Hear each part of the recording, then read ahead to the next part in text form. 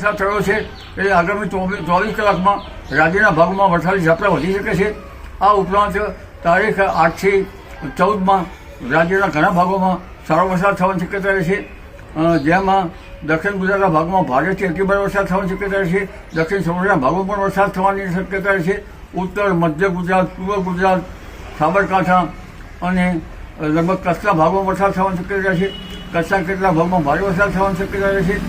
ઉલ્લેખનીય છે કે તારીખ 17 થી 24 પણ રાજ્યના ઘણા ભાગોમાં ભારે, કેટલાક ભાગોમાં અતિભારે વરસાદ થવાની શક્યતા રહેશે અને તારીખ 24 સુધીમાં દેશ સહિત રાજ્યના કેટલાક ભાગમાં પૂરની સ્થિતિ પણ સંભળી શકે।